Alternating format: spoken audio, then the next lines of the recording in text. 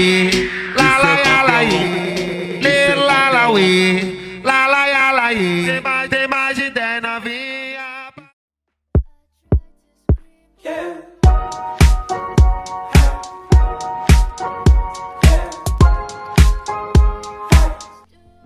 Oiê, bem-vindos a mais um vídeo do meu canal. Bom, como você já me conhece, eu sou a Cris Akemi, também sou professora de artes, né? E no vídeo de hoje a gente vai estar falando sobre os elementos formais da música. Bom, não é um costume meu trazer conteúdos teóricos sobre a minha disciplina e explicar coisas sobre a minha disciplina, mas eu vou estar fazendo aqui um vídeo hoje, mais como se fosse uma videoaula, inclusive para você que está assistindo ou até mesmo para os meus alunos. É um conteúdo que a gente já viu em sala de aula, porém eu quero deixar registrado para caso vocês precisem estudar para a prova, tá bom?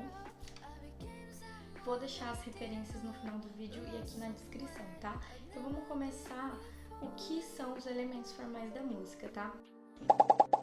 Os elementos formais da música são os elementos que compõem, que constituem uma música, e articulando eles a gente consegue criar a música. A gente pode dizer que tem 5 elementos, tá? E dentro desses 5 elementos a gente também vai ter a harmonia, o ritmo e a melodia. E esses 3 compõem a composição de uma música. Então, articulando a melodia, a harmonia e o ritmo, mais os 5 elementos da música que eu vou citar aqui para vocês, a gente forma uma música legal, tá? E aí eu vou também dar alguns exemplos para ficar um pouquinho mais fácil de você gravar na cabeça, tá bom? Bom, eu vou usar aqui um rascunho, tá, gente? Pra eu não me perder, eu conseguir focar certinho e explicar pra vocês, tá bom? Então vamos lá. Vamos começar então com os 5 elementos, tá? Eu tenho aqui pra vocês, eu vou provavelmente fazer uma arte, colocar aqui do lado, um pequeno esquema, né? Um rascunho pra gente olhar pra essa tabelinha e lembrar sobre quais são os elementos. Então, ó, vou ler pra vocês primeiro todos os elementos, tá? Então a gente vai ter primeiro a densidade, o timbre, a altura, a intensidade e a duração. Então são esses 5 elementos, mais a harmonia, o ritmo e a melodia, tá bom? Então vamos lá começar então pelo timbre, tá? O que seria o timbre? O timbre a gente pode dizer que ele é único, tá? Cada pessoa vai ter um timbre e a gente pode até dizer que é como se fosse uma identidade, né? Vamos supor a nossa digital, né? Nossa digital ela é única, então eu tenho uma digital, ela é minha, e você tem a sua digital, ela é sua e ela vai ser só sua, ela é única. O timbre a gente pode dizer que é a mesma coisa, ela é única de cada pessoa. A gente pode ter alguma semelhança ou outra, mas como que a gente vai conseguir distinguir isso, né? Vou dar um exemplo mais fácil. Por exemplo, se eu tocar aqui um violão, né? E depois eu tocar o ukulele, ou pegar um outro instrumento de corda, um cavaquinho. Se eu tocar a nota dó em todos esses instrumentos, só de ouvir você vai saber que é um instrumento diferente do outro. Então, se eu tocar o violão, vai fazer tão, você vai saber, olha, alguém tocou um violão. Agora, se eu tocar o ukulele, você também vai saber diferenciar que aquilo não é um violão, é outro instrumento, né? Ou no caso é o ukulele. Então o timbre é isso, é a voz ou um instrumento, tá bom? A gente vai dizer que para cada cantor, para cada pessoa, para cada instrumento existe um timbre. Então vamos supor, né? Se a gente pegar a Beyoncé e a Rihanna, quando a Beyoncé cantar, você vai saber que é a Beyoncé que está cantando. Se você escutar a Rihanna cantando, você vai saber que é a Rihanna cantando, porque isso a gente pode dizer que é o timbre, tá? O timbre é a voz. Então, pra gente saber mais fácil, cada pessoa e cada instrumento vai ter o seu timbre. Deu pra entender? Vamos então agora falar sobre intensidade, né? A intensidade vai propor que a gente consiga distinguir se um som ele é de alta intensidade ou se ele é de baixa intensidade. Então, por exemplo, né, quando a professora tá lá na sala de aula e o aluninho tá de fone, e a professora tá escutando a música que tá, tipo assim, né, muito forte. Ali no fone a professora fala, você pode tirar esse fone, por favor, pra não atrapalhar a aula, pra não atrapalhar os colegas, também porque você vai prejudicar a sua audição, você vai ficar surdo assim. Não tem como você abaixar o som, né? Então quando a professora, por exemplo, tá falando isso, a gente tá falando de intensidade. Mas por quê? Agora eu vou explicar uma coisa pra vocês. Sabe quando a gente fala, nossa, esse som tá muito alto? Na verdade, a gente tá usando a expressão errada, porque a altura é uma outra coisa que eu já vou explicar aqui pra vocês. Mas então, quando a gente tá falando que esse som tá com volume, né, forte, a gente tá falando da intensidade. Então a gente tem que usar a expressão correta, que o fone tá muito intenso, tá muito forte o som, tá? Então, por exemplo, quando eu tô falando assim muito forte, eu tô usando uma intensidade alta, né, na minha voz. Mas quando eu tô falando assim baixinho, né, eu tô usando a intensidade baixa. Então esse é um exemplo de intensidade, tá bom? Então no caso a intensidade é diferente da altura, que é outra coisa. A gente tá falando, né, da intensidade, se é alta, se é baixa, ok? Deu pra entender? E agora, então, vamos falar de altura, né? Pra gente já saber diferenciar a intensidade da altura. A altura, no caso, vai ser aquela propriedade que a gente distingue se um som vai ser agudo ou se um som vai ser grave. Então, sabe quando você tá cantando aquela música e tal, de um cantor, e aí você fala assim, aí chega numa certa nota, você não consegue alcançar, aí você fala assim, essa música tá muito alta pra mim, né? Esse tom tá muito alto pra mim. Então, a altura, a gente tá se referindo a isso. A gente tá se referindo se tá muito agudo ou se tá muito grave. Então, exemplo, a voz da Marília Mendonça, né? O timbre da Marília Mendonça. É um timbre de voz muito grave, né? Para uma voz feminina. É um timbre grave. Então, quando a gente compara as músicas, né? A voz, no caso, o timbre da cantora Marília Mendonça, e a gente compara, por exemplo, o timbre da cantora Luísa Sonza, a gente está fazendo uma comparação de uma voz que é grave para uma voz que é aguda, certo? Então é isso, a altura vai diferenciar, vai nos permitir distinguir se o som vai ser agudo ou se o som vai ser grave, ok? E aí, vamos então falar agora de densidade, tá? Ó, a densidade sonora é a qualidade que estabelece o maior ou número de sons simultâneos.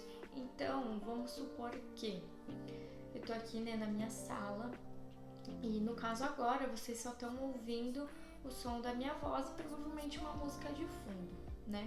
Mas nesse momento que eu estou gravando esse vídeo, só tem eu falando aqui nesse ambiente.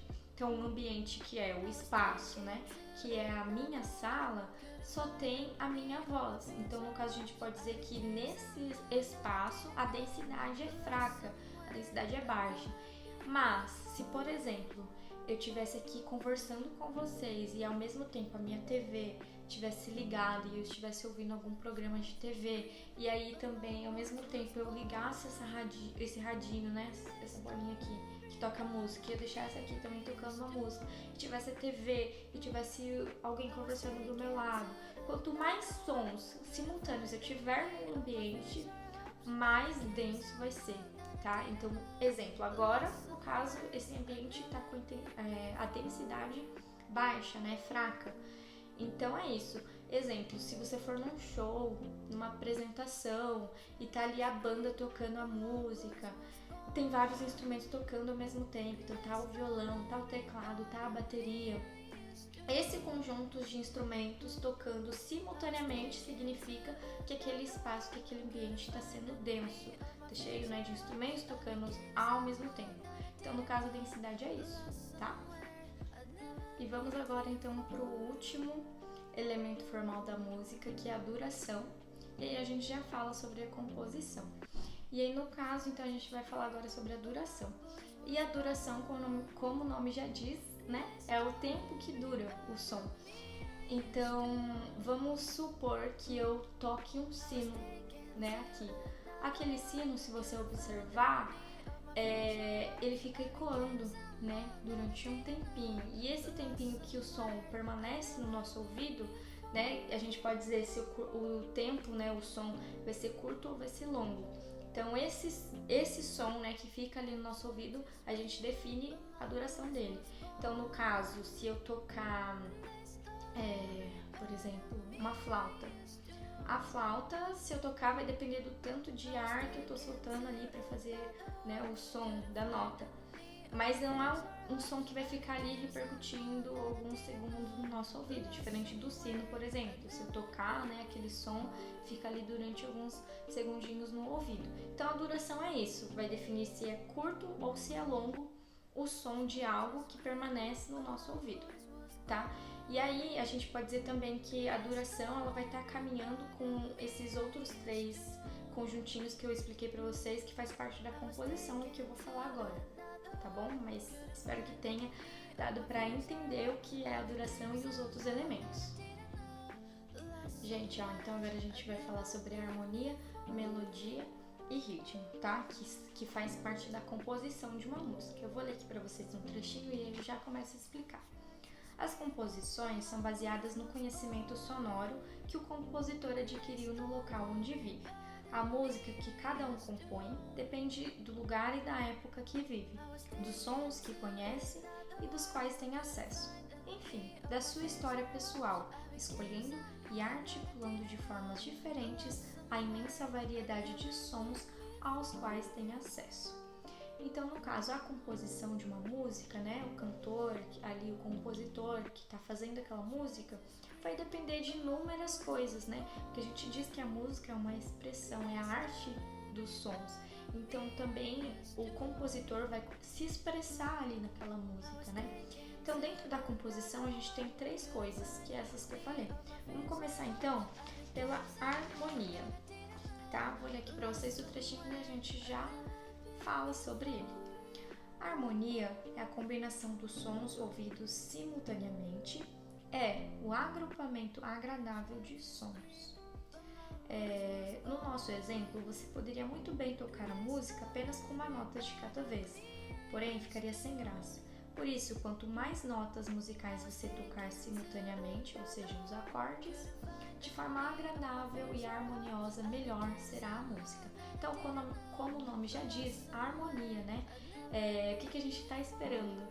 Que seja uma música harmônica, né? Que tudo ali esteja de uma forma agradável, gostosa de se ouvir, tá? Então, a harmonia vai ser isso. Vamos falar agora sobre a melodia. A melodia é uma sequência de sons em intervalos irregulares. A melodia caminha entre o ritmo.